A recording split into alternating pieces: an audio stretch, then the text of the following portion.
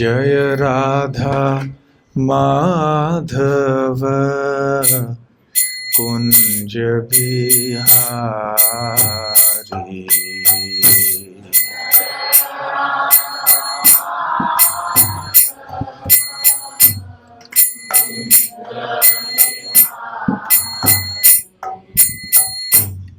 गोपी जन वल्लभ गिरिवरधारी।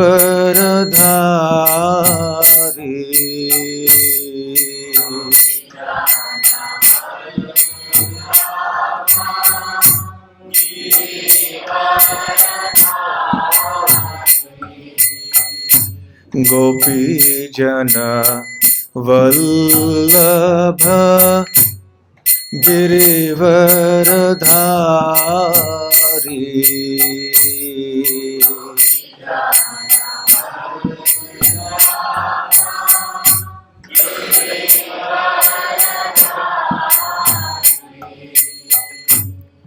यशोदा नंदन ब्रज जनरंजन।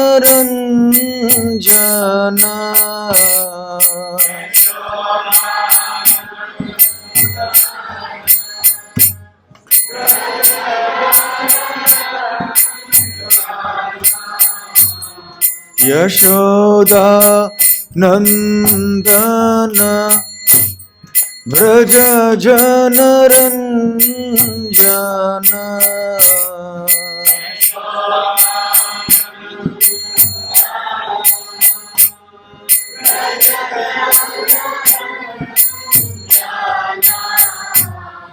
यमुना तीरा वनचारी।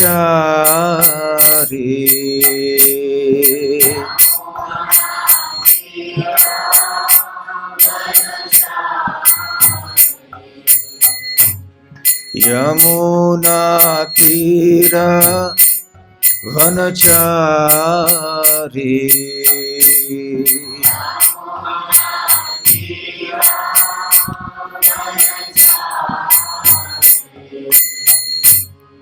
जय राधा माधव कुंज बिहारी।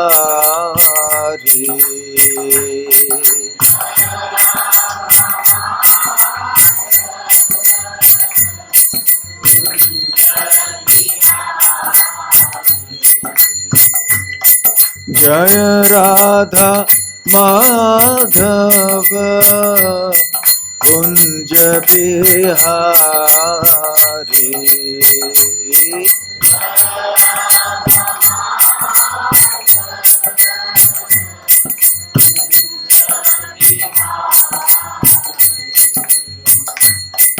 हरे कृष्ण कृष्ण कृष्ण हरे हरे, हरे राम राम राम हरे हरे।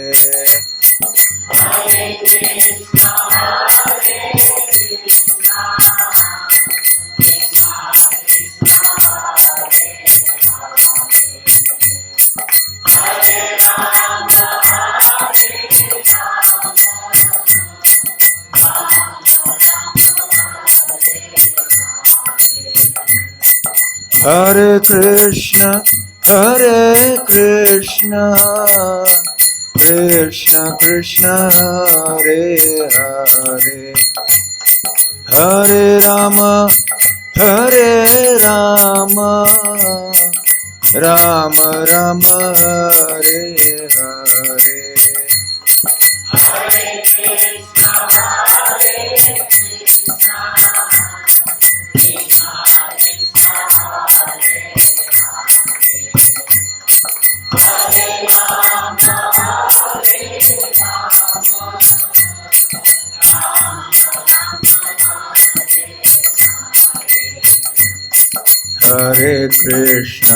हरे कृष्ण कृष्ण कृष्ण हरे हरे, हरे Ram Hare Rama, Rama Rama, Hare Hare.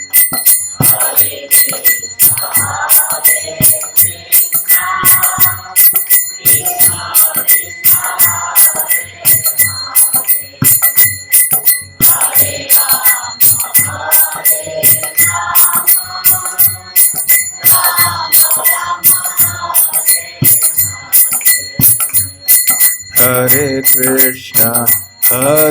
Krishna, Krishna Krishna, Hare Hare, Hare Rama,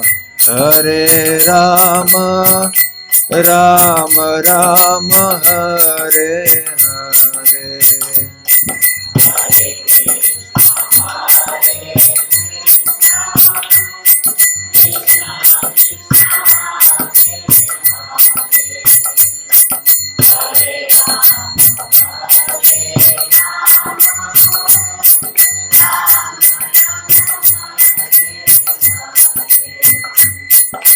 Hare Krishna, Krishna Krishna, Hare Hare, Hare Rama, Rama Rama, Hare Hare.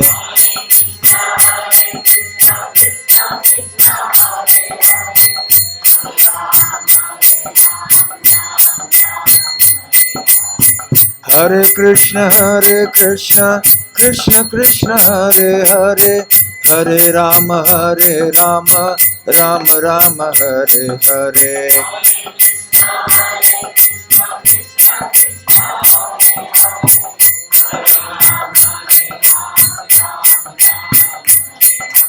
Hare Krishna, Krishna Krishna, Hare Hare, Hare Rama, Rama Rama, Hare Hare.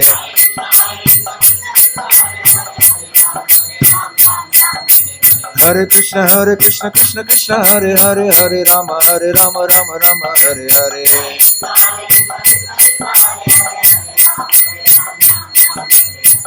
Hare Krishna, Krishna Krishna, Hare Hare, Hare Rama, Rama Rama, Hare Hare.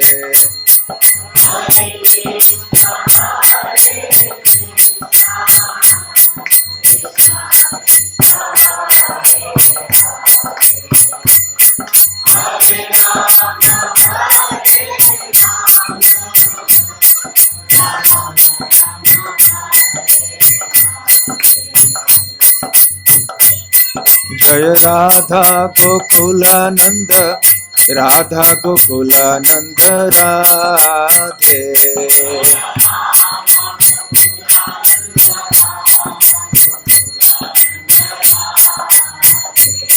Jaya Gauranitai,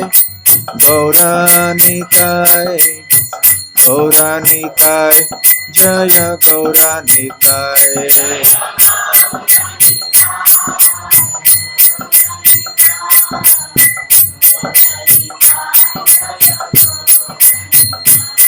Jai Jagannatha, Baladeva, Jaya Subhadra.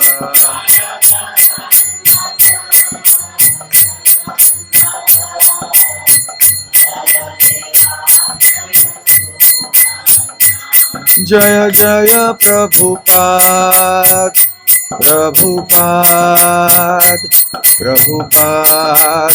Jaya Prabhupada.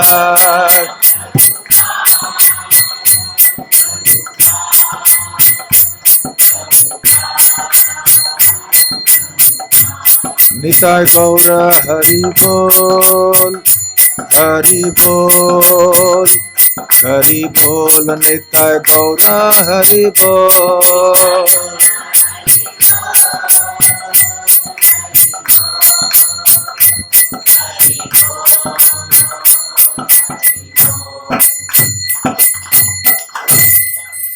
Jai Om Vishnupad Paramhansa Parivrajakaacharya Ashtotara Sata, His Divine Grace अभय चरणारविंद भक्ति वेदांत स्वामी श्रील प्रभुपाद की जय।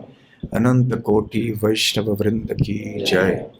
श्री श्री राधा गोकुलानंद की जय। श्री श्री गौर निताय की जय। श्री श्री जगन्नाथ बलदेव सुभद्रा मई की जय। ग्रंथराज श्रीमद् भागवतम की जय। निताय गौर प्रेमानंदे। समवेत भक्त वृंद की जय। समवेत भक्त वृंद की जय। समवेत भक्त वृंद की जय। श्री श्री गुरु गौरांग की जय।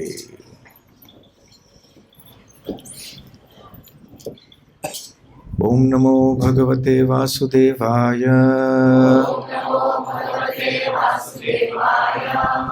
ओम नमो भगवते वासुदेवाय। ओम नमो भगवते वासुदेवाय। नारायणं नमस्कृत्य नरं चैव नरोत्तमं देवीं सरस्वतीं व्यासं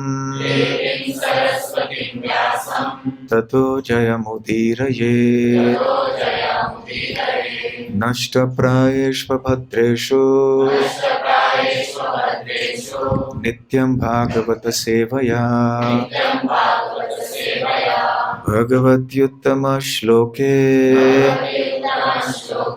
भक्तिर्भवति नैष्ठिकी।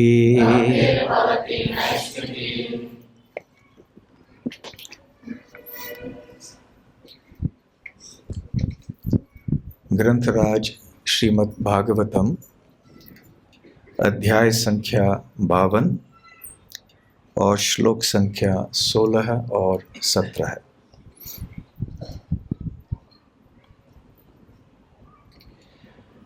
भगवान अपि गोविंद उपये मे कुरुद्वः वैदर्भीं भीष्मकसुताम् श्रियो मात्रां स्वयंवरे प्रमथ्यतरसा राज्ञः शाल्वादींश्चैद्यपक्षगान् पश्यतां सर्वलोकानां तार्क्ष्यपुत्रः सुधाम् इव। भगवानपि गोविन्द उपये मे कुरुद्वः वैदर्भीं भीष्मकसुताम् श्रियो मात्रां स्वयंवरे प्रमथ्यतरसा राज्ञः शाल्वादींश्चैद्यपक्षगान् पश्यतां सर्वलोकानां तार्क्ष्यपुत्रः सुधाम् इव।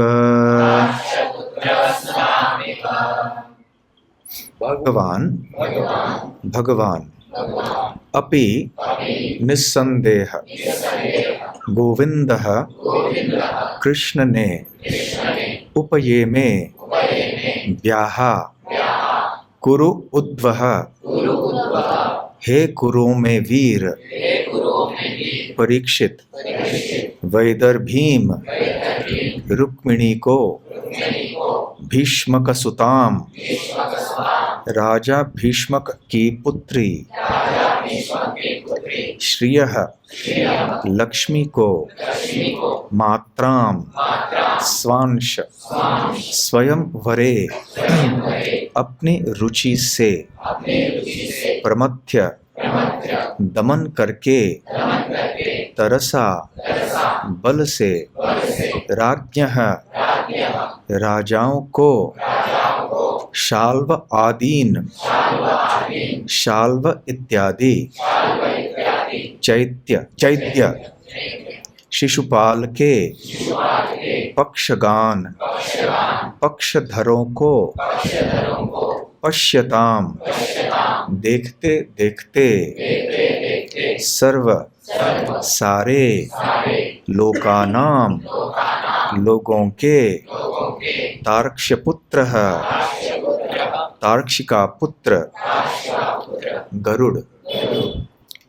सुधाम स्वर्ग का अमृत इव सदृश। अनुवाद। हे कुरुवीर, भगवान गोविंद ने भीष्मक की पुत्री वैदर्भी रुक्मिणी से विवाह किया, जो साक्षात लक्ष्मी की अंश थी।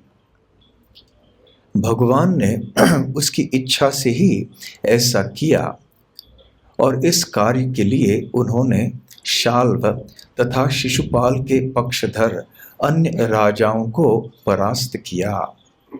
दरअसल सबों के देखते देखते श्री कृष्ण रुक्मिणी को उसी तरह उठा ले गए जिस तरह निशंक गरुड़ देवताओं से अमृत चुराकर ले आया था।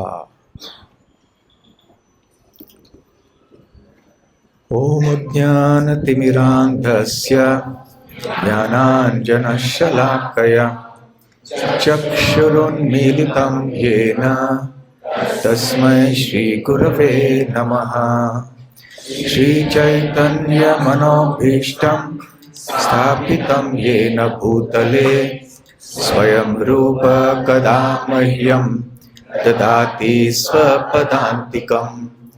वन्देऽहं श्रीगुरुं श्रीयुतपदकमलं श्रीगुरून् वैष्णवांश्च श्रीरूपं साग्रजातं सहगणरघुनाथान्वितं तं सजीवं साद्वैतं सावधूतं परिजनसहितं कृष्णचैतन्यदेवं श्रीराधा कृष्णपादान् सहगणललिता श्रीविशाखान्वितांश्च। नमो ॐ विष्णुपादाय कृष्णप्रेष्ठाय भूतले श्रीमते भक्तिवेदान्त स्वामिनिति नामिने। नमस्ते सारस्वते देवे गौरवाणी प्रचारिणे निर्विशेष शून्यवादी पाश्चात्य देशतारिणे। मूकं करोति वाचालं पंगुं लंघायते गिरिं यक्षपातमहं वन्दे श्रीगुरून् दीनतारणम्। वाञ्छाकल्पतरुभ्यश्च कृपा सिन्धुभ्य एव च पतितानां पावनेभ्यो वैष्णवेभ्यो नमो नमः। नमो महावदान्याय कृष्णप्रेमप्रदायते कृष्णाय कृष्णचैतन्य नाम्ने गौरत्विषे नमः। पञ्चतत्त्वात्मकं कृष्णं भक्तरूपस्वरूपकं भक्तावतारं भक्ताख्यं नमामि भक्तशक्तिकम्। आराध्यो भगवान् व्रजेशतनयस्तद्धाम वृन्दावनम्। रम्या काचिदुपासना व्रजवधू वर्गेण या कल्पिता। श्रीमद्भागवतं प्रमाणममलं प्रेमापुमर्थो महान्। श्रीचैतन्यमहाप्रभोर्मतमिदं तत्रातर न परः। हे कृष्ण करुणा सिन्धो दीनबन्धो जगत्पते गोपेश गोपिका कान्त राधा कान्त नमोऽस्तुते। तप्त काञ्चन गौरांगी राधे वृन्दावनेश्वरी वृषभानुसुते देवी प्रणमामि हरिप्रिये। जय श्री कृष्ण चैतन्य प्रभु नित्यानंद श्री अद्वैत गदाधर श्रीवासादि गौर भक्त वृंद। हरे कृष्णा कृष्ण कृष्ण हरे हरे, हरे राम राम राम हरे हरे। हरे कृष्णा। श्री कृष्ण जन्माष्टमी के उपलक्ष्य पर आयोजित किए जाने वाले इस कृष्ण कथा के महोत्सव के तीसरे दिन पर आप सबका श्री श्री कृष्ण राधा गोकुलानंद मंदिर में हार्दिक स्वागत है।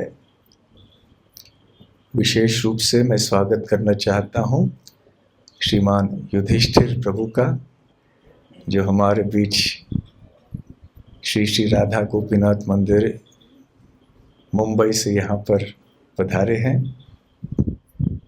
हमारे तरुण अवस्था के मित्र हैं, सहपाठी रह चुके हैं और हमारा सौभाग्य है कि आज वो हमारे बीच में इस दिन का आनंद लेने के लिए पधारे हैं।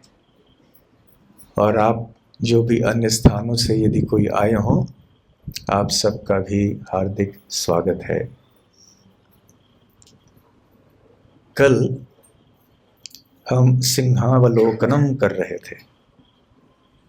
पिछले वर्षों में जो कृष्ण कथा में चर्चा हुई थी उसका संक्षिप्त रूप में वर्णन कर रहे थे। कथा की समाप्ति कल इस प्रसंग पर हुई कि भगवान श्री कृष्ण श्री बलराम के साथ मथुरा छोड़कर द्वारका चले गए।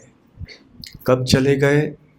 जब जरासंध ने 18वें बार आक्रमण किया था मथुरा के ऊपर।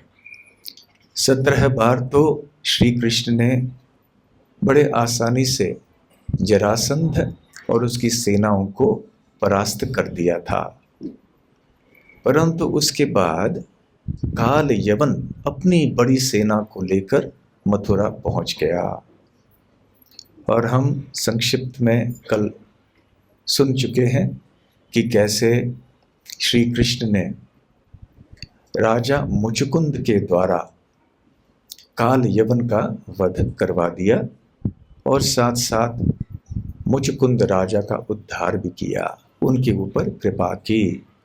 राजा मुचुकुंद ने जब भगवान का दर्शन किया और बाहर आ गए, उन्होंने देखा कि यहाँ सबकी ऊंचाई बहुत कम हो चुकी है, पेड़ भी बहुत छोटे छोटे लग रहे हैं। यद्यपि उस समय द्वापर का अंत था, फिर भी पेड़ बहुत बड़े हुए होंगे आजकल के समय के अनुसार। फिर भी पूर्व युगों के अनुसार तो सारी चीज़ें बहुत छोटी थीं। इसलिए राजा मुचुकुंद समझ गए कि कलयुग आने ही वाला है। इसलिए मुचुकुंद श्री कृष्ण के आदेशों के अनुसार चले गए बद्रिक आश्रम और वहाँ पे तपस्या में अपने आप को तल्लीन रख गए। उधर श्री कृष्ण लौटकर आए और काल यवन के सैनिकों की हत्या कर दी।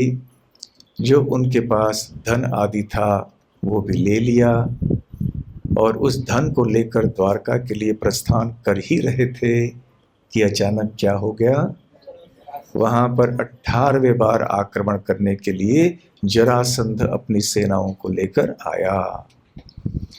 तो उस समय श्री कृष्ण ने बलराम के साथ प्रवर्षण पर्वत में ऊपर चढ़ के वहाँ से कूद पड़े। जरासंध को बहुत क्रोध आया कि ये कृष्ण बलराम भाग के जा रहे हैं रणभूमि से, जो कि एक क्षत्रिय के लिए, एक योद्धा के लिए बिल्कुल योग्य नहीं है।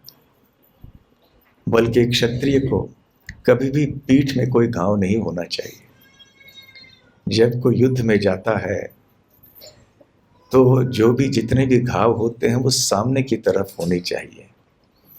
यदि पीठ में घाव हैं तो तिरस्कार उस व्यक्ति का है जो भाग के गया, पीठ दिखा के गया शत्रु को, और तिरस्कार उस व्यक्ति का भी है जिसने ऐसे व्यक्ति के ऊपर तीर छोड़ दिया जिसने पीठ दिखाया था। तो दोनों के लिए अच्छा नहीं था। तो ऐसे युद्ध में पीठ दिखाना वैदिक सभ्यता के अनुसार एक जघन्य कार्य था। तो जरासंध पीछा करने लगा अपने रथ के ऊपर बैठ के, परंतु पकड़ नहीं पाया। जब बड़े बड़े योगी ज्ञानी जन्म जन्मांतर तपस्या करने के बाद भी उस भगवान को प्राप्त नहीं कर सकते, तो ये एक मगध का राजा भला रथ के ऊपर बैठ के कैसे उनको पकड़ सकता था। माता यशोदा पकड़ पाई, उन्होंने बांध भी दिया श्री कृष्ण को उखल से, क्योंकि श्री कृष्ण बांधे जाते हैं केवल प्रेम से। तो जब श्री कृष्ण वहाँ उस पर्वत के ऊपर चले तो वहाँ पर जरासंध ने आग लगा दी सारे पर्वत को, और जरासंध को ऐसे लगा कि अब श्री कृष्ण और बलराम इस आग में मर गए।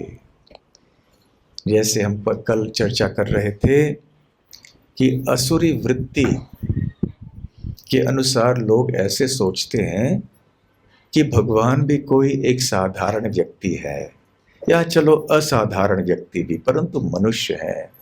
इसलिए भगवान श्री कृष्ण को नाप तोलने का प्रयास करते हैं, परंतु भगवान के भक्त कभी भी भगवान श्री कृष्ण और उनके भक्तों से भौतिक दृष्टिकोण से नहीं देखते हैं, नाप तोल करने का प्रयास नहीं करते हैं। वो केवल भगवान के शरण में जाते हैं और उनकी सेवा करते हैं। तो श्री कृष्ण और श्री बलराम तो चले गए द्वारका, उधर जरासंध ने अपनी सेनाओं को लेकर वापस मगध जाना ठीक समझा, क्योंकि अब मथुरा में कुछ कार्य था ही नहीं। जरासंध को लगा कि मैंने विजय प्राप्त कर ली है। तो इस घटना के बाद भगवान श्री कृष्ण का नाम क्या हुआ? रणछोड़, जो रण छोड़कर, युद्ध भूमि छोड़कर भाग गए। इसलिए कई लोग श्री कृष्ण की निंदा करते हैं। जो लोग भक्ति के सिद्धांतों से भली भांति परिचित नहीं होते हैं, जिन्होंने एक प्रामाणिक गुरु शिष्य परंपरा में भगवान कृष्ण के बारे में ज्ञान प्राप्त नहीं किया हुआ होता है, जिनके हृदय में भगवान श्री कृष्ण के प्रति प्रेम और श्रद्धा नहीं होती है, ऐसे लोग मात्र भगवान श्री कृष्ण की निंदा करते हैं। और निंदा करने के लिए कोई न कोई कारण तो भगवान उनको दे ही देते हैं। भगवान की लीलाएं इतनी मधुर होती हैं कि भक्त लोग उनके बारे में सुन के, कीर्तन करके, स्मरण करके आनंद के सागर में डूब जाते हैं। परंतु जो अश्रद्धालु और ईर्ष्यालु व्यक्ति होते हैं, वो तो बस मौका ही ढूंढ रहे होते हैं कि कैसे और कब और किस तरह भगवान श्री कृष्ण की निंदा की जाए। जब तक हम श्री कृष्ण तत्व को नहीं जानते हैं, अर्थात ये नहीं जानते हैं कि श्री कृष्ण हैं कौन, भगवान शब्द का तात्पर्य क्या है, तो हमें श्री कृष्ण की लीलाओं के ऊपर टीका टिप्पणी करने का कोई अधिकार नहीं है। परंतु ऐसे लोग जब टीका करते हैं तो फिर निंदा करते हैं कि श्री कृष्ण ने बीच रात में इतने अविवाहित तरुणियों के साथ नृत्य क्यों किया, वो ऐसे रणभूमि को छोड़कर क्यों चले गए, और ऐसे अनेक लीलाओं के बारे में उनकी गैर समझ होती है, गलत समझते हैं भगवान कृष्ण की लीलाओं को। इसलिए रण छोड़, जब भगवान श्री कृष्ण रण को छोड़कर चले गए, तो फिर आज भी ऐसे लोग हैं जो कहते कि अरे श्री कृष्ण डरपोक थे, भय के मारे चले गए उस रणभूमि को छोड़कर। परंतु जैसे हम सुन रहे थे कल, श्रील प्रभुपाद जी क्या कहते हैं कि श्री कृष्ण का रणभूमि छोड़ के जाना ये भय का लक्षण नहीं है, बल्कि ये श्री कृष्ण की ओर से परम वैराग्य का प्रदर्शन है। भगवान श्री कृष्ण ये भी कभी सोचते नहीं हैं कि आगे चल के मेरी कोई निंदा करेगा, लोग क्या कहेंगे मेरे बारे में। जिस प्रकार से हम सूर्य को भले कितनी भी निंदा करने का प्रयास करें, क्या सूर्य को कोई फर्क पड़ता है? सूर्य के तेज में कोई घटन होती है? ठीक उसी प्रकार से यदि कोई व्यक्ति श्री कृष्ण की निंदा करता है तो भगवान श्री कृष्ण को कोई फर्क नहीं पड़ता, बल्कि उस व्यक्ति को बहुत फर्क पड़ता है। वो नारकीय अवस्था की ओर आगे बढ़ता है। प्रभुपाद जी एक जगह कहते हैं कि यदि कोई सूर्य की ओर ऊपर अपना मुंह उठा के थूके सूर्य की ओर, तो वो थूक गिर पड़ेगी उसी के मुंह के ऊपर। तो जो भगवान श्री कृष्ण और उनके भक्तों की निंदा करता है, इस निंदा का दुष्परिणाम उसी के ऊपर आता है। न भगवान को कोई फर्क पड़ता है और न भक्तों के ऊपर कोई फर्क पड़ता है। तो भगवान श्री कृष्ण ने परम वैराग्य का प्रदर्शन किया कि उनको स्तुति और निंदा से कोई लेना देना नहीं होता है, परंतु हाँ, यदि हमने भगवान की स्तुति की तो हमारा लाभ होगा, हमने यदि भगवान की निंदा की तो हमारा नुकसान होगा। तो बुद्धिमान व्यक्ति भगवान श्री कृष्ण की स्तुति करेगा। तो खैर, ऐसे भगवान श्री कृष्ण चले आए द्वारका और फिर भगवान की द्वारका लीला प्रारंभ हुई। वैसे इसके पहले ही भगवान ने कौन सा कार्य कर दिया था? 2 कार्य कर दिए थे भगवान ने द्वारका के संबंध में। पहली बात, द्वारका राज्य को समुद्र के बीच में स्थापित कर दिया था। एक ऐसा अद्भुत नगर, एक ऐसा अद्भुत किला, एक शहर जिसके अंदर अद्भुत या अपूर्व ऐश्वर्य आदि सब था, और वहाँ रहने वाले निवासी परम आनंद का अनुभव करते थे। न उनको बुढ़ापा होता था, न उनको बीमारियां होती थी, न किसी प्रकार के कष्ट होते थे। तो ये दशा थी द्वारका निवासियों की। तो द्वारका की स्थापना करने के बाद भगवान श्री कृष्ण ने सोए हुए मथुरा वासियों को एक क्षण में स्थानांतरित कर दिया मथुरा से द्वारका। और जब वहाँ पर नींद से जागे द्वारकावासी, जो पहले मथुरा वासी थे, तो उन्होंने देखा कि हम तो कहीं दूसरे जगह आ पहुँचे हैं।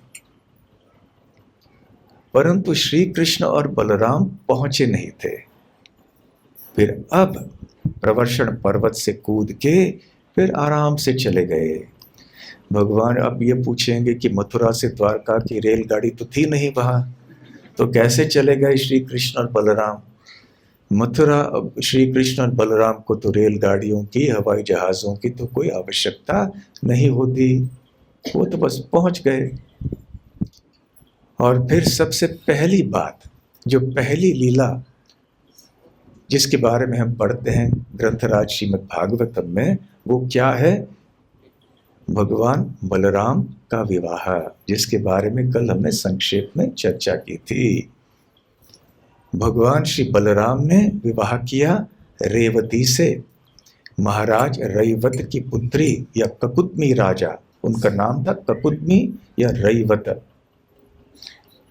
जो कि रेवत राजा के पुत्र थे। तो खैर, अंततः ये विवाह हो गया बलराम के साथ। और अब शुकदेव गोस्वामी रुक्मिणी देवी और श्री कृष्ण के विवाह के बारे में चर्चा करने वाले हैं। तो बड़े ध्यान से सुनिए। अभी आज बैठे हुए, जैसे कहते हैं कि सीट बेल्ट जो है वो लगा दीजिए। अब हम ऐसी यात्रा में जाएंगे जिसमें शुकदेव गोस्वामी बहुत मधुर रूप से वर्णन करेंगे कि श्री कृष्ण और रुक्मिणी देवी का विवाह कैसे हुआ। तो ये पहले जो 2 श्लोक हैं, इनमें संक्षेप में शुकदेव गोस्वामी ने इस विवाह का वर्णन किया है। सबसे पहले ये याद दिलाना चाहते हैं शुकदेव गोस्वामी हम सबको कि जिन्होंने रुक्मिणी देवी से विवाह किया कृष्ण, वो गोविंद वो भगवान है। भगवान अपि गोविंद उपये में कुरुद्वह, कि हे कुरु उद्वह, हे कुरुवंशी, कुरुओं के भीतर जो नायक है, वीर हैं परीक्षित महाराज। उपये में विवाह किया गोविंद श्री कृष्ण ने। किनसे विवाह किया? वैदर्भीम, वैदर्भी से। वैदर्भी अर्थात कौन? विदर्भ राज नंदिनी। विदर्भ के जो राजा थे जिनका नाम था भीष्मक, भीष्मक सुताम, सुता अर्थात पुत्री, भैष्मी, इसलिए रुक्मिणी का और एक नाम है भैष्मी। देखिए वैदिक सभ्यता में किसी भी व्यक्ति के अनेक नाम हुआ करते थे। वैसे नामकरण के समय भी 4 प्रकार के नाम दिए जाते थे, वो अपने बार अलग विषय है। बुलाने का नाम एक, जो पत्रिका के अनुसार एक नाम, और फिर बाहर के लिए एक नाम, और ऐसे कई नाम होते थे। हाँ, परंतु ये बात तो सही है कि उस समय चिंटू पिंटू तरह के नाम नहीं रखे जाते थे। वो अच्छे, कोई सभ्य अच्छे नाम रखे जाते थे, है ना। तो खैर, और एक बात ये है कि किसी भी व्यक्ति के अनेक नाम इस दृष्टि से कहे जाते थे, केवल 4 नहीं, अनेक नाम होते थे। उनके माता के अनुसार, पिता के अनुसार, उनके भाई बहनों के अनुसार, उनके पूर्वजों के अनुसार ऐसे नाम दिए जाते थे। जैसे कि श्री राम के अनेक नाम हैं। कोई नाम बता सकते हैं आप? रघुनंदन का अर्थ क्या है? नंदन का अर्थ क्या है? जो व्यक्ति आनंद प्रदान करते हैं। नंदन वास्तव में पुत्र इसीलिए कहलाता है नंदन या नंदिनी, क्योंकि वो आनंद प्रदान करते हैं। क्योंकि बच्चे माता पिता को आनंद देते हैं केवल जब छोटे होते हैं, तब बड़े होकर नहीं। तो जो, क्योंकि वो आनंद प्रदान करते हैं इसलिए नंदन कहते हैं। रघु एक महाराज थे, राजा थे, जिनके वंश में श्री राम प्रकट हुए, इसलिए श्री राम को रघुनंदन कहते हैं। कभी कभी रघुवर कहते हैं। ऐसे अनेक नाम हैं जो केवल ये एक उनके जो पूर्वज थे उनके संबंध में है। तो ये एक पूर्वज रघु के संबंध में श्री राम के कितने सारे नाम हैं। फिर उनको कहा जाता दशरथ नंदन, दशरथ सुत। तो वैसे देखा जाए तो किसी भी व्यक्ति के अनेक नाम होते थे। तो रुक्मिणी के कई नाम यहाँ हम देख रहे हैं, वैदर्भीम, क्योंकि विदर्भ, भीष्मक जो हैं वो विदर्भ राज्य के राजा थे, इसलिए वैदर्भी, और साथ साथ भीष्मक सुताम। तो उपये में कुरुत्वः वैदर्भीम भीष्मक सुताम। और ये रुक्मिणी देवी थी कौन? उनका परिचय क्या है? श्रियो मात्राम। श्रियो मात्राम का अर्थ है, श्रिय जो लक्ष्मी देवी हैं उनकी स्व अंश, उनकी अंश मात्राम। तो रुक्मिणी देवी कोई साधारण स्त्री या महिला नहीं है, इसलिए यहाँ गोविंद कह के श्री कृष्ण का संबोधन किया गया, भगवान और गोविंद। तो भगवान किसी साधारण महिला से तो विवाह नहीं कर सकते, इसलिए भगवान श्री कृष्ण के जितने भी पत्नियां हैं द्वारका में, वो सब अंततः विशेष हैं, साधारण जीवात्माएं नहीं हैं। तो इसलिए श्रियो मात्राम, वो लक्ष्मी देवी के अंश थीं। और स्वयंवरे, और उनका विवाह हुआ उपये में, अर्थात विवाह हुआ कहाँ पे, कैसे हुआ? स्वयंवरे, स्वयंवर। हम सब बचपन से हमारे पाठशाला के इतिहास में हम सुन चुके हैं, राजस्थान में एक राजा थे पृथ्वीराज चौहान, उन्होंने बलपूर्वक संयुक्ता को उठा के ले गए घोड़े के ऊपर। याद है आपके बचपन का इतिहास जो आपने पढ़ा हुआ होगा। तो स्वयंवर नहीं था वो, तो स्वयंवर वो उठा के ले गए। स्वयंवर इस दृष्टि से था कि क्योंकि वो संयुक्ता की इच्छा के अनुसार था, कभी कभी इच्छा के अनुसार न होते हुए भी उठा के ले जाते थे, परंतु वो ठीक नहीं था। जैसे रावण ने किया, रावण ने भी उठा लिया, परंतु वो ठीक नहीं था। मुझे याद है कई वर्ष पूर्व हमारे गोलोक चंद्र प्रभु बता रहे थे मुझे, आपको भी याद होगा कि नहीं पता नहीं, कि वो एक राजनेता से मिले थे। कहाँ मिले थे, कैसे, वो अलग बात है। और वो जानते थे कि ये हरे कृष्ण मंदिर में आते थे, तो इसलिए जब राम की बात हुई तो वो कहने लगे कि अरे राम ने गलत क्या किया, एक महिला पसंद आई, उसने उठा लिया। क्षमा कीजिए, रावण को पसंद आई महिला, उठा लिया, उठा के चले गए। बुरा क्या किया, कहा था ना, याद आ रहा है अभी आप। तो ये रावण की पद्धति है। आजकल भी समाचार पत्रों में कभी कभी ऐसी घटनाएं सुनने में आती हैं, बड़े दुर्भाग्यवश। परंतु क्षत्रियों के बीच में जो होता था वैसे होता था जैसे श्री कृष्ण ने रुक्मिणी को रुक्मिणी की इच्छा के अनुसार उठा ले गए। यदि इच्छा नहीं होती तो वे नहीं उठाते साधारणतः। जब राजकन्या विवाह नहीं करना चाहती थी तो फिर राजा नहीं करते थे उससे विवाह। तो खैर यहां बताया गया है प्रमथ्य तरसा राज्ञः, प्रमथ्य अर्थात दमन करके, तरसा बलपूर्वक, राज्ञः जितने भी अन्य राजा और राजकुमार वहां पर उपस्थित थे, बलपूर्वक उनका दमन करके वो उठाकर ले गए रुक्मिणी देवी को। कौन कौन से राजा थे, शाल्व आदि ने, शाल्व नाम के एक राजा थे और उनके साथ भी कई थे। चैद्य, चेद, चेद राजा के राजा चैद्य, कौन थे वो, शिशुपाल। तो शाल्वादीन, चैद्य, पक्षगान और उनके जितने भी साथी थे उन सबको, और जब वो उठाकर ले गए, पश्यताम सर्वलोकानाम, तो सारे लोग देखते रह गए। श्री कृष्ण बड़ी तीव्र गति से आए और उन्होंने वैधर भी भीष्मक सुताम रुक्मिणी को उठा लिया और वो ले गए। और साथ जितने भी राजा वहां पर उपस्थित थे वो केवल देखते रह गए। और कैसे उठाकर ले गए, एक उपमा दे रहे हैं, दृष्टांत दे रहे हैं शुकदेव गोस्वामी। तार्क्ष्य पुत्र सुधाम इव, तार्क्ष्य पुत्र अर्थात, तार्क्ष्य अर्थात कश्यप मुनि, कश्यप मुनि का एक नाम है तार्क्ष्य। तो उनके पुत्र हैं गरुड़। तो गरुड़ जी ने सुधाम एवं, सुधा अर्थात अमृत, स्वर्गलोक का अमृत, वास्तविक अमृत तो कृष्ण कथा और कृष्ण नाम है। तो गरुड़ ने एक बार ये स्वर्गलोक का अमृत चुरा लिया था।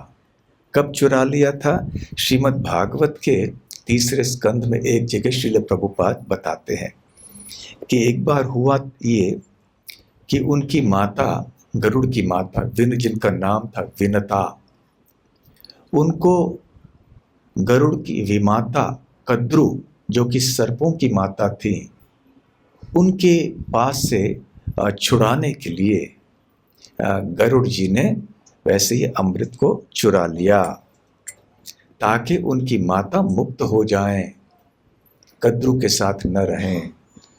तो इसलिए गरुड़ को कभी कभी विनता पुत्र भी कहते हैं, वैनतेय, वैनतेय भी कहते हैं। तो ये एक ऐतिहासिक या पौराणिक कथा है जिसका उल्लेख शुकदेव गोस्वामी ने यहाँ पर किया है। तो जहाँ तक रुक्मिणी देवी का परिचय है, श्रील जीव गोस्वामी बतलाते हैं उनके तात्पर्यों में कि श्रीयो मात्रा का तात्पर्य ये है कि रुक्मिणी देवी श्री लक्ष्मी देवी के प्रत्यक्ष विस्तार हैं, ये कोई साधारण जीवात्मा नहीं है। और वो आगे कहते हैं कि जैसे ब्रह्म संहिता में कहा गया है, श्रीयो कांता कांतः परम पुरुषः, भगवान श्री कृष्ण के जितने भी कांताएं हैं वो सारे के सारे श्रीय, वो सब श्री हैं, लक्ष्मी देवी हैं। श्री कृष्ण परम पुरुष हैं, कांत हैं, परम कांत हैं। तो ये परम कांत परम पुरुष श्री कृष्ण की जितने भी कांताएं हैं वो सारे के सारे लक्ष्मी देवियां हैं, साधारण कोई जीवात्माएं नहीं हैं। और वो ये भी कहते हैं कि पद्म पुराण में बताया गया है कि कैशोर गोप कन्यास्ता यौवने राजकन्यकाः। श्री कृष्ण ने अपनी कैशोर अवस्था में गोप कन्याओं के साथ रमण किया, परंतु आगे चल के फिर उन्होंने द्वारका में राजकन्याओं के साथ रमण किया। वैसे शास्त्रों में यह भी बताया हुआ है, चैतन्य चरितामृत में श्रील कृष्णदास कविराज गोस्वामी बतलाते हैं कि जितने भी श्री कृष्ण के कांताएं हैं उनके साथ में रहने वाली हैं, तो वो श्रीमती राधा रानी है या तो श्रीमती राधा रानी से उत्पन्न होने वाली उनके अंश हैं। 3 प्रकार के संगिनियां हैं श्री कृष्ण के।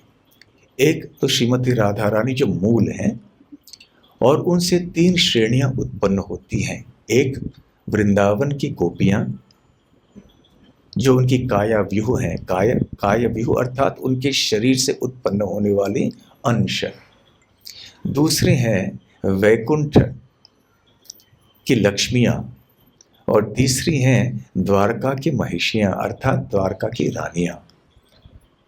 तो ये सारे अंततः श्रीमती राधा रानी से उत्पन्न होती हैं।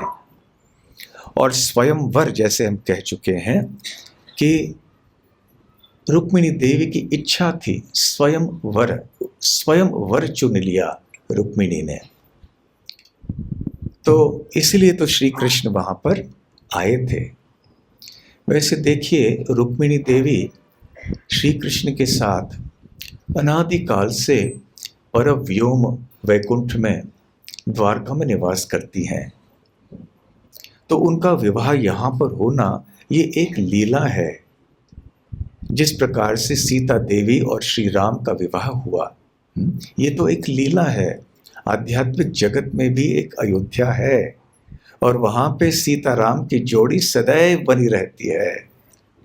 केवल जब सीता राम हो, लक्ष्मी नारायण हो, राधा कृष्ण हो, वो जब यहाँ पर भौतिक जगत में प्रकट होते हैं तो ऐसे लीला करते हैं कि मानो कि पहली बार वो कब मिले हैं, और फिर उनका विवाह होता है। श्री राम ने भी क्षत्रिय पद्धति से सीता देवी का हाथ जीत लिया मिथिला में। तो हमें ऐसे नहीं सोचना चाहिए कि पहले कभी सीता और श्री राम आपस में मिले नहीं थे, अवश्य मिले थे और सदैव रहते हैं साथ में उनके धाम में। परंतु यहाँ भौतिक जगत में ये प्रकट लीला होती है, तो ऐसे प्रतीत होता है कि वो पहली बार मिल रहे हैं।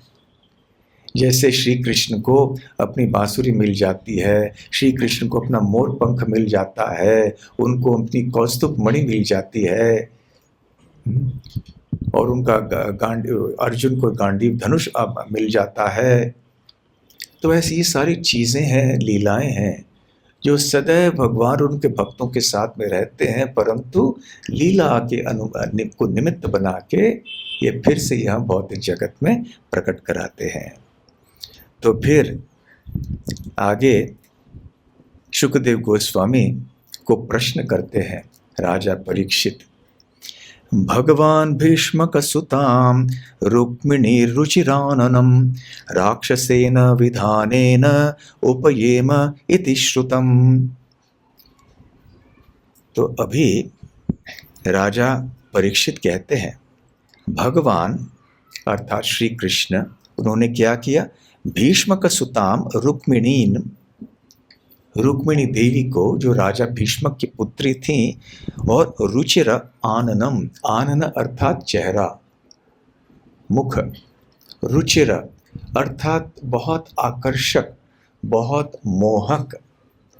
तो श्रीमती रुक्मिणी देवी का मुखारविंद बहुत ही सुंदर था, दिखने के लिए मोहक और आकर्षक था। तो राजा परीक्षित का प्रश्न है कि बहुत सुंदर मुखारविंद वाली रुक्मिणी भीष्मक सुताम से भगवान श्री कृष्ण ने विवाह किया। कैसे विवाह किया? राक्षसेन विधानेन, राक्षस विधि या विधान के अनुसार विवाह किया। उपयेम इति श्रुतम, ऐसे मैंने सुना है, ऐसे राजा परीक्षित कहते हैं।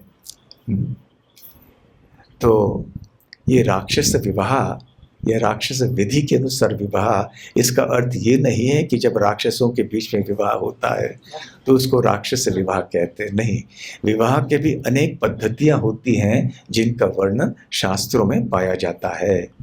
तो ये एक विवाह की पद्धति है जो विशेष करके क्षत्रिय समाज में पाई जाती थी, जिसमें अनेक प्रतिद्वंद्वियों के बीच में से एक कोई वीर राजा या राजकुमार उस राजकुमारी को बलपूर्वक उठाकर ले जाए।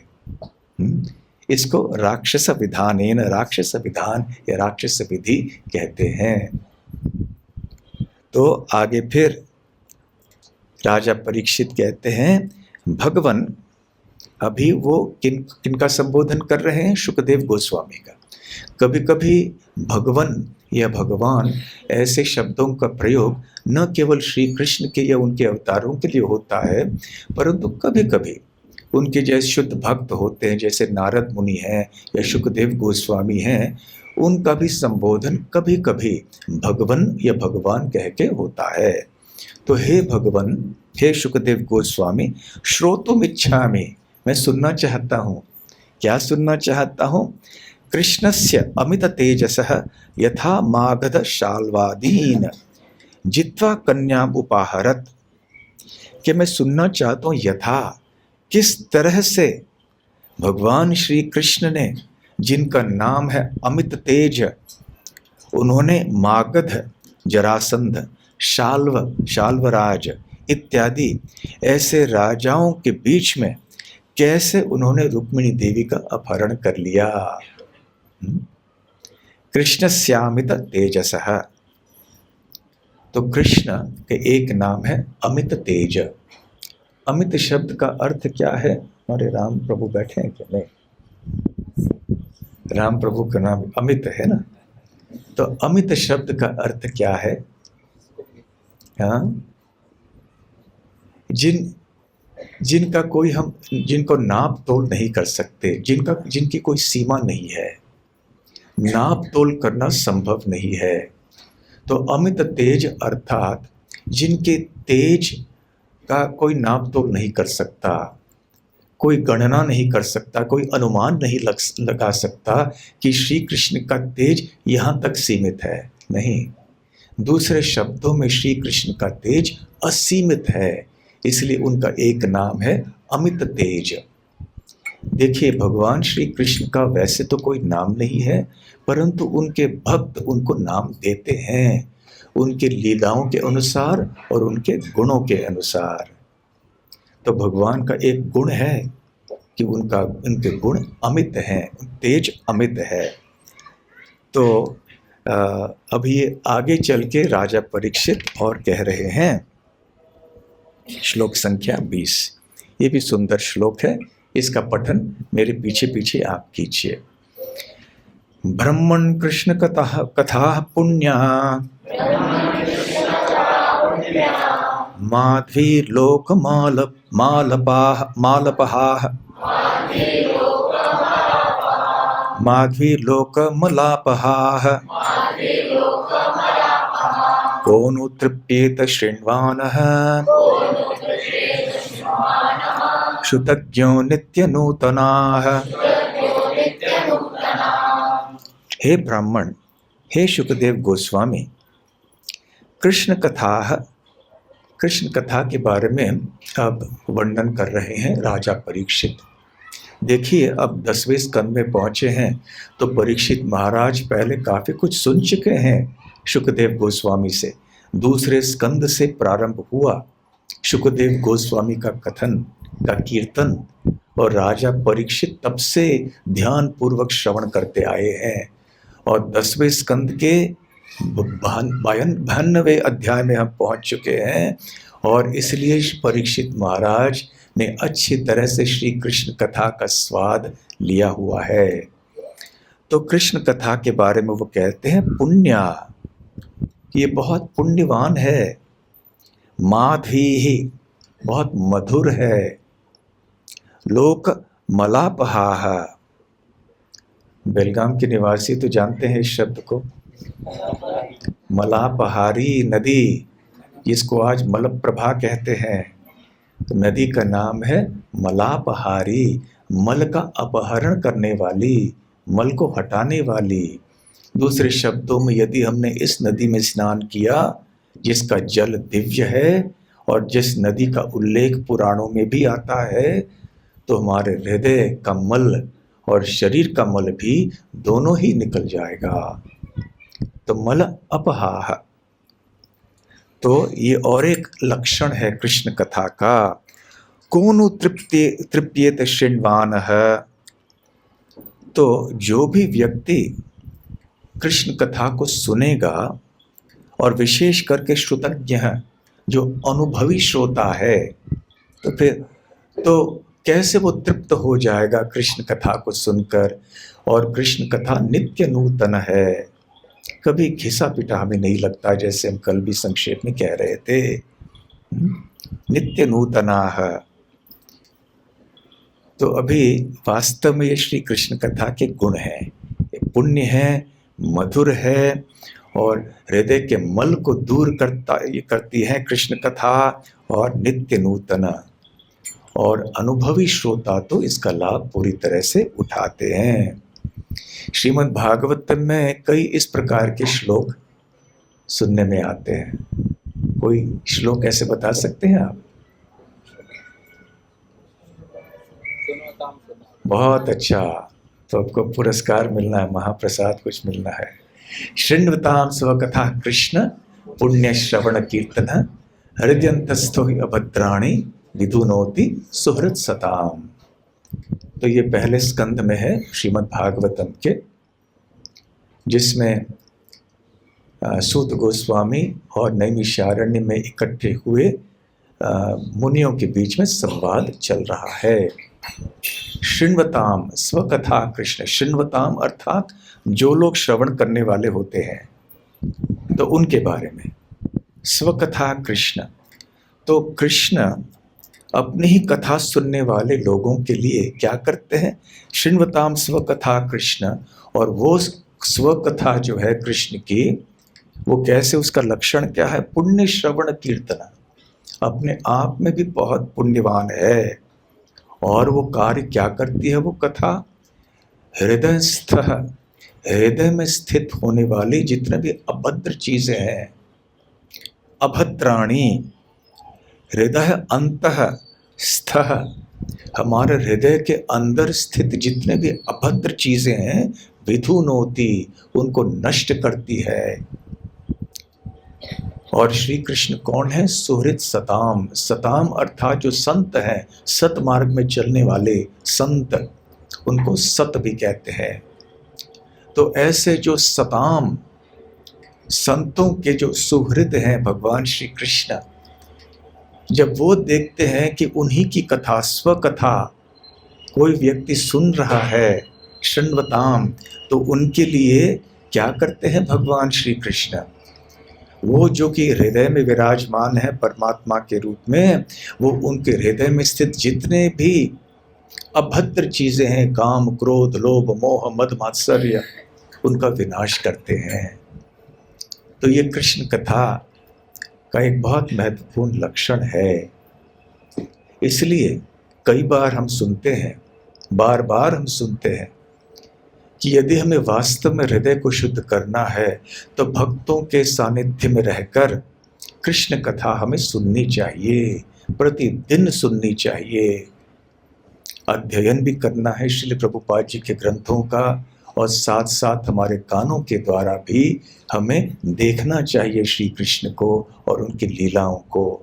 हाँ, हमने कान शब्द का प्रयोग किया देखने के लिए, आंखों का नहीं, क्योंकि प्रमुखतः ज्ञान कानों के द्वारा पाया जाता है। इसलिए हमारे लिए श्रवण की पद्धति बहुत महत्वपूर्ण है।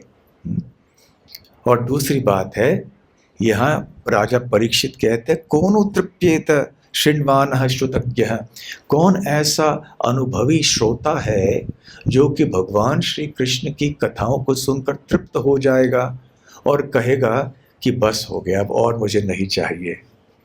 ऐसे तो कोई नहीं कहेगा। और यदि कोई कहेगा, इसका मतलब है कि वो श्रुतज्ञ नहीं है वास्तव में, अर्थात अनुभवी श्रोता नहीं है। जो भी अनुभवी श्रोता है उसने तो पहले से ही भगवान श्री कृष्ण की कथाओं के अमृत का स्वाद का अनुभव ले लिया है, चख लिया है उस अमृत को, इसलिए वो कभी इस अमृत को छोड़ेगा नहीं। इसका विकृत प्रतिबिंब है ये जितने भी आसक्तियां हमारे जीवन में पाई जाती हैं भौतिक जगत में।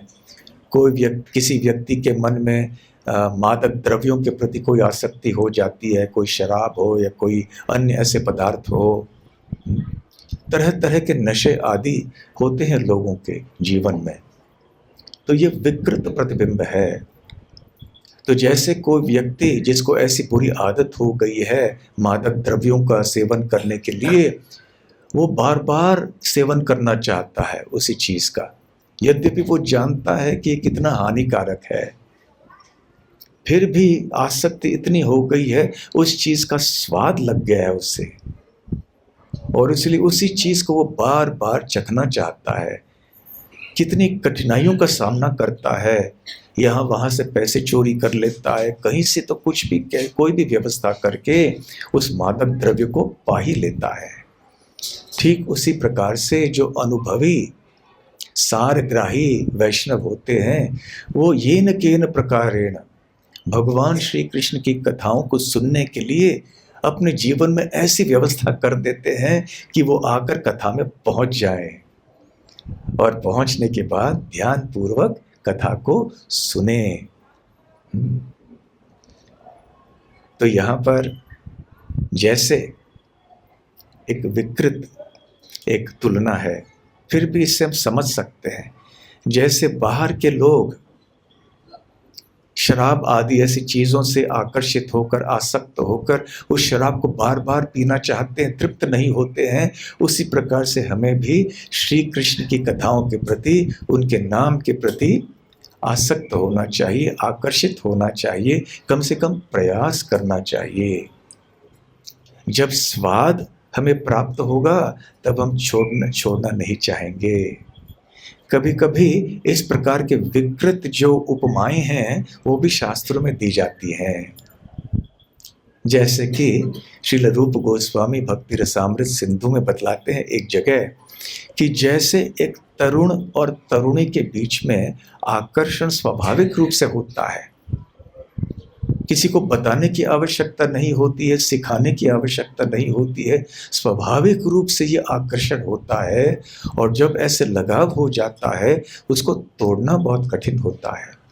तो जैसे एक तरुण और तरुणी के बीच में आकर्षण स्वाभाविक रूप से उत्पन्न होता है, वैसे ही स्वाभाविक आकर्षण हमारे हृदय में श्री कृष्ण के प्रति होना चाहिए, ऐसे श्री रूप गोस्वामी कहते हैं। तो उसी प्रकार की एक तुलना हम यहाँ पर भी कर सकते हैं कि जब किसी ने कृष्ण कथा का स्वाद का अनुभव कर लिया है, इसे चख लिया है, तो फिर वो व्यक्ति नहीं चाहेगा कि मैं स्वाद लेना बंद कर दूं।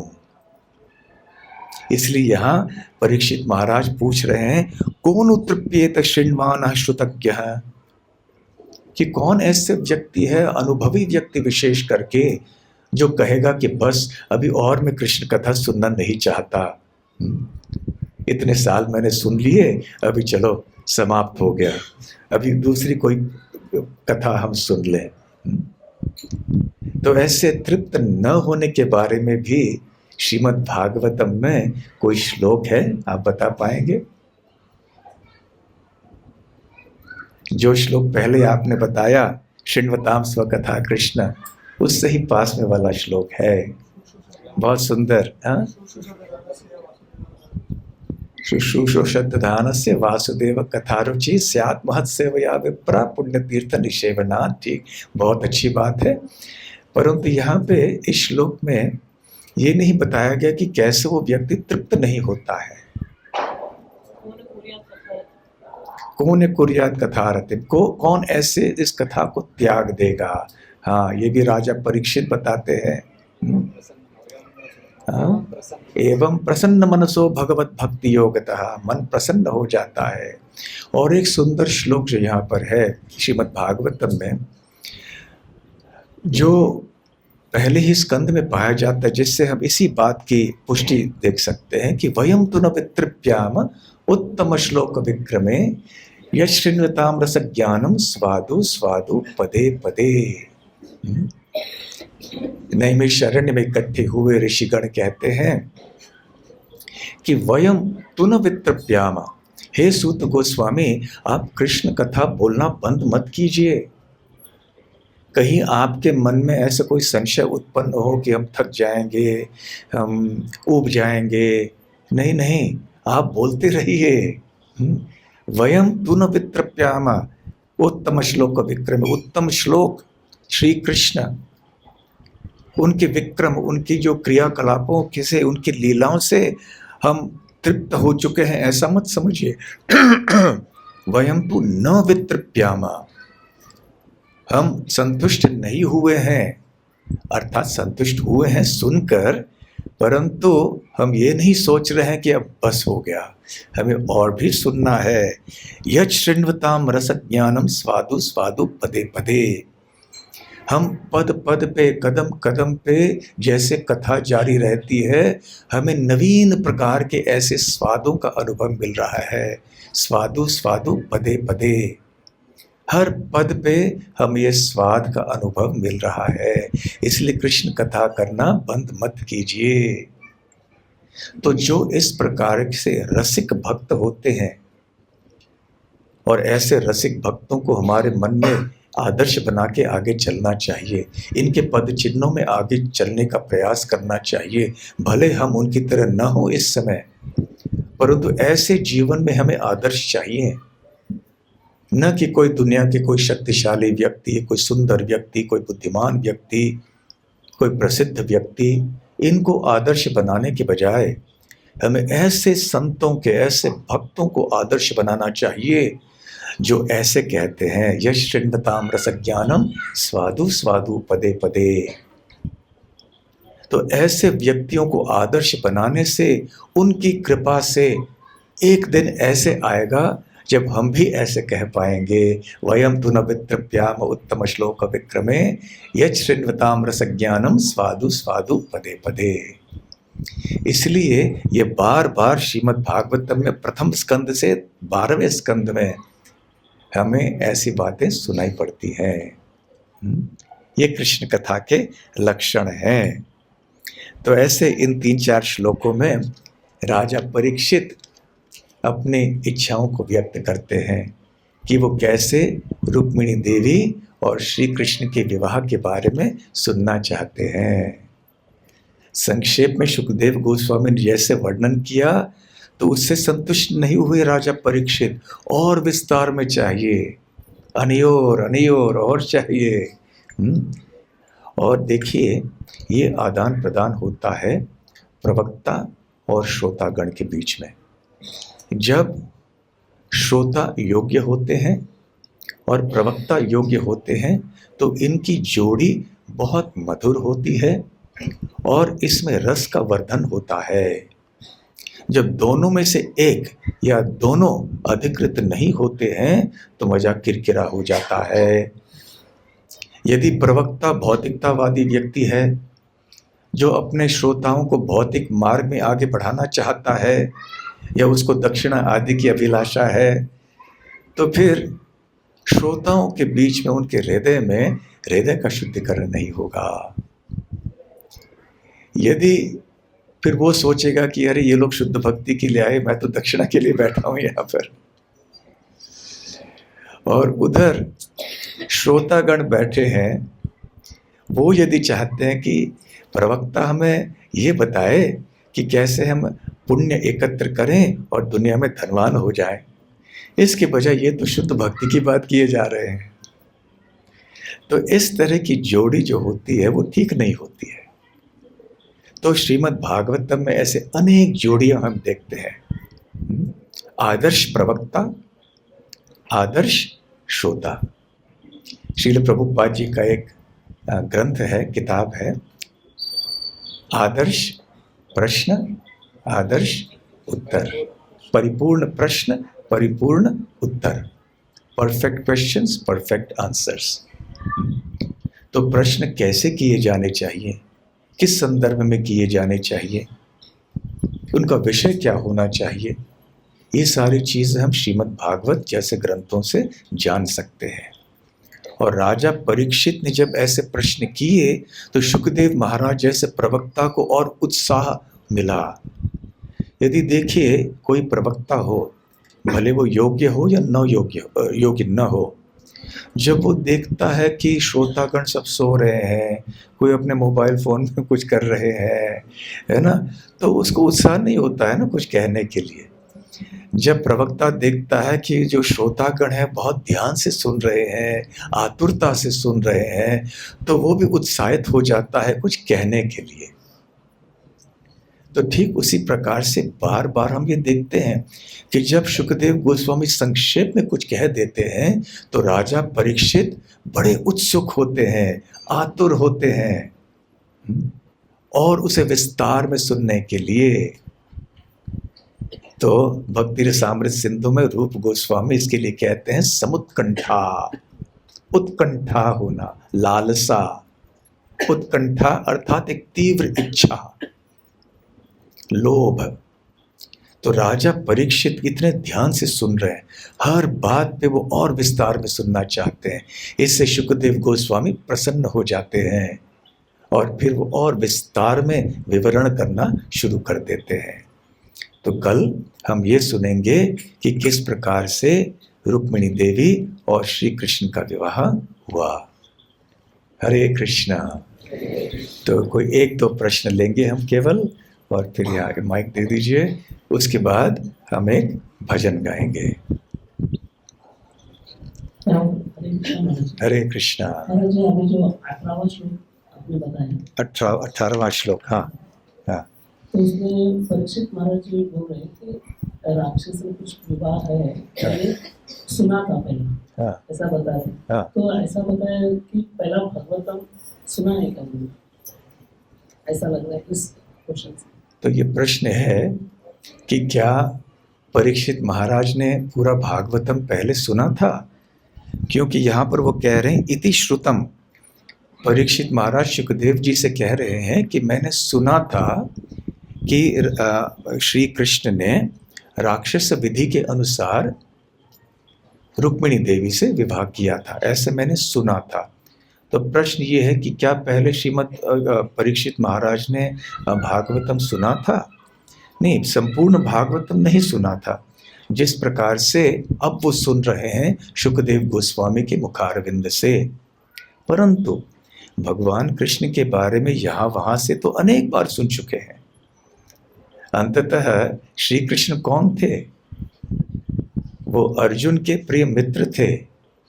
और अर्जुन कौन थे? अभिमन्यु के पिता। और अभिमन्यु कौन थे? परीक्षित के पिता। तो अपने दादा के इतने परम मित्र थे वो, तो घर में तो बातचीत होती होगी। कभी किसी ने कुछ कहा, कभी किसी ने कुछ कृष्ण के बारे में कहा। उस समय देखिए ना, तो कोई टेलीविज़न के सिनेमा के बारे में कोई बात करते थे ना। ऐसे जब चर्चाएं होती थी, परिवार में भी सभी लोग मिल जाते थे, यहाँ वहाँ के प्रजल्प कम करते थे।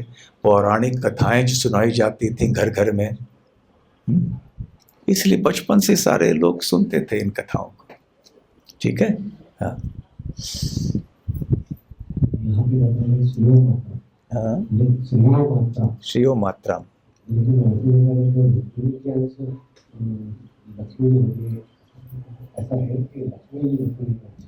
समझा।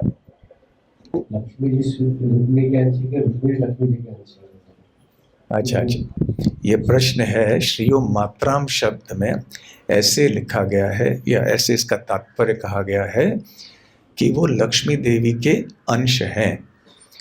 तो प्रश्न ये है कि क्या लक्ष्मी देवी के अंश रुक्मिणी देवी हैं या रुक्मिणी देवी के अंश लक्ष्मी देवी है? जैसे मैंने पहले बताया, ये सारे जितने भी लक्ष्मी देवियां हैं श्रीमती राधा रानी के अंश हैं। श्रीमती राधा रानी से गोपियां कायाव्यूह वृंदावन में, द्वारका में जितनी भी रानियां हैं, और वैकुंठ में लक्ष्मियां हैं। वास्तव में वृंदावन में परम गोपी तो श्रीमती राधा रानी है। श्रीमती राधा रानी की प्रतिद्वंदी कौन है लीला को और मधुर करने के लिए? चंद्रावली। तो ऐसे भी बताया गया है कि रुक्मिणी देवी चंद्रावली की विस्तार है। तो चंद्रावली कौन है? वो भी राधा रानी की ही विस्तार है। ठीक है। हाँ, एक प्रश्न, अंतिम प्रश्न।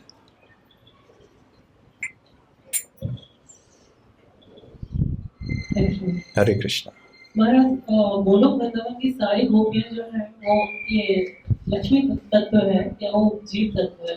आपने बोला कि सारी गोपियां अनेक प्रकार की गोपियां हैं। जो कायाव्यूह गोपियां हैं, जो राधा रानी के दिव्य शरीर से उत्पन्न होती हैं, वो जीव नहीं है।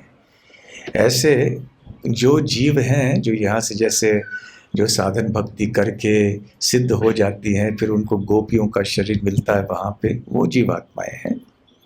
परंतु उनके साथ में जो मुख्य उनकी प्रधान गोपियां हैं, वो सब जीव तत्व नहीं है।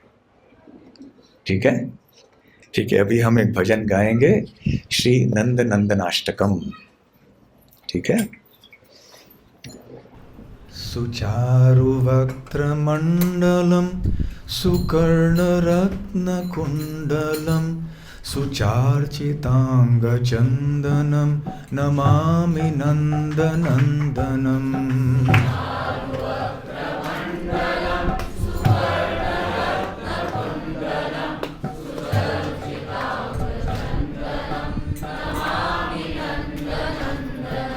श्रीनन्दनन्दनन्दनं श्रीनन्दनन्दनं नमामि नन्दनन्दनं नमामि नन्दनन्दनम्।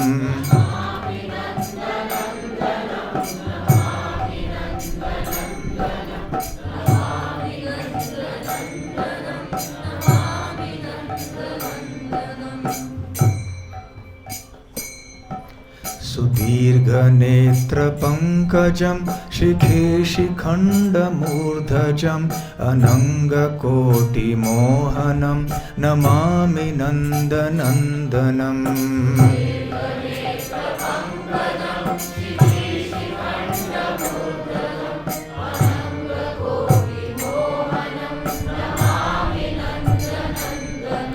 नमामि नन्दनन्दनं नमामि नन्दनन्दनं नमामि नन्दनन्दनं नमामि नन्दनन्दनम्।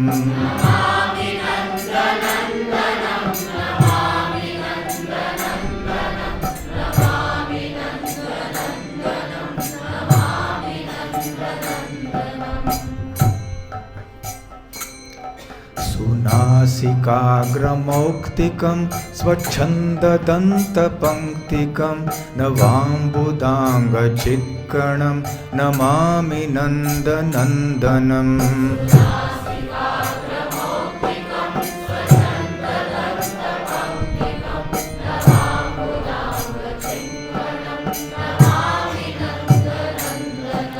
नमामि नन्दनन्दनं नमामि नन्दनन्दनं नमामि नन्दनन्दनं नमामि नन्दनन्दनम्।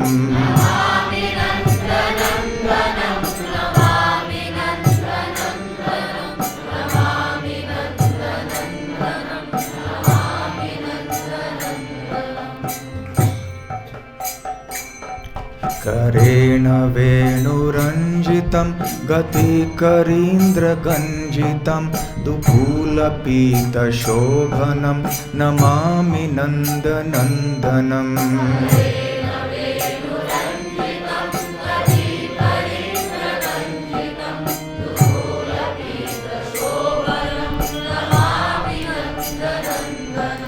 नमामि नन्दनन्दनं नमामि नन्दनन्दनं नमामि नन्दनन्दनं नमामि नन्दनन्दनम्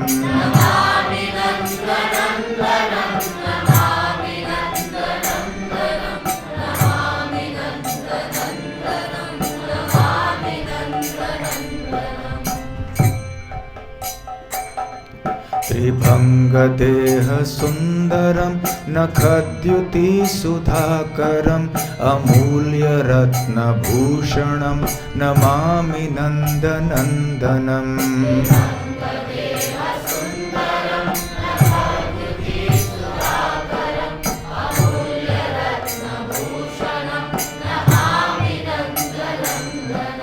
नमामि नन्दनन्दनं नमामि नन्दनन्दनं नमामि नन्दनन्दनं नमामि नन्दनन्दनम्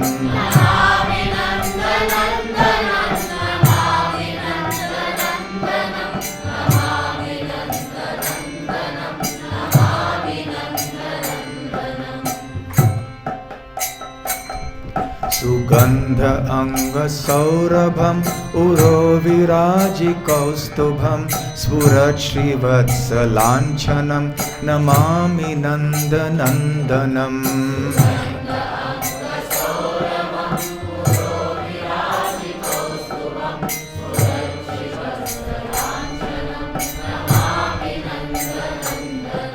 नमामि नन्दनन्दनं नमामि नन्दनन्दनं नमामि नन्दनन्दनं नमामि नन्दनन्दनम्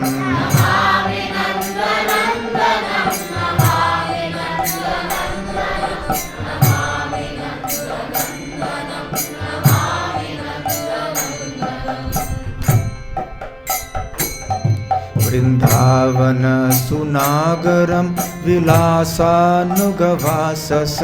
सुरेन्द्र गर्वमोचनं नमामि नन्दनन्दनम्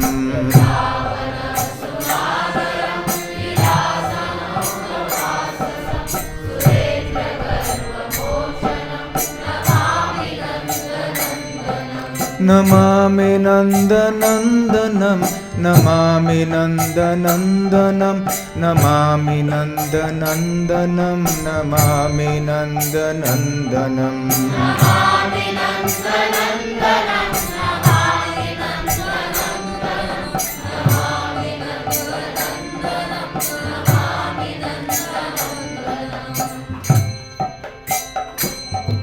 व्रजांगना सुनायकं सदा सुखप्रदायकं जगन्मनः प्रलोभनं नमामि नन्दनन्दनम्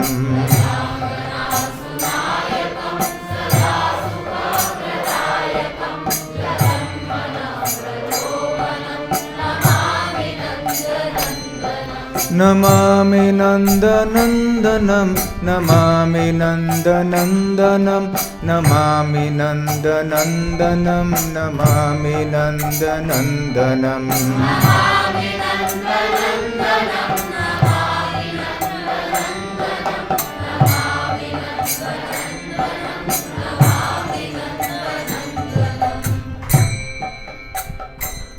श्रीनन्दनन्दनाष्टकं पठेद्य श्रद्धयान्वितः तरेद्भवाप्तिं दुस्तरं लभेत्तदङ्घ्रियुग्मकम्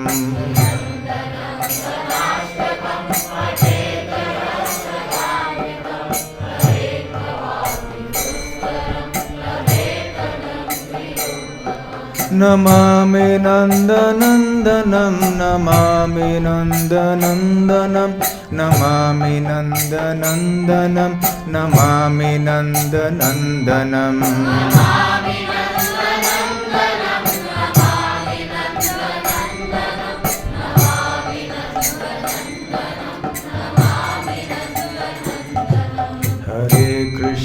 हरे कृष्ण कृष्ण कृष्ण हरे हरे हरे राम राम राम हरे हरे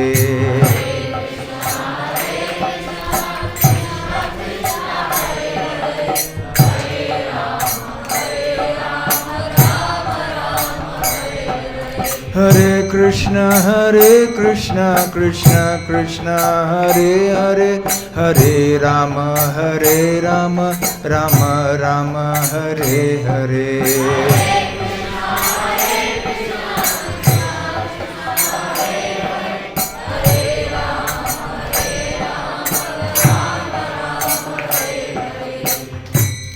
श्री नंद नंदनाष्टकम की जय, श्री वृंदावन धाम की जय, श्री श्री राधा गोकुलानंद की जय, श्रील प्रभुपाद की जय, निताय गौर प्रेमानंदे, हरि हरि बोल। हरे कृष्णा। धन्यवाद।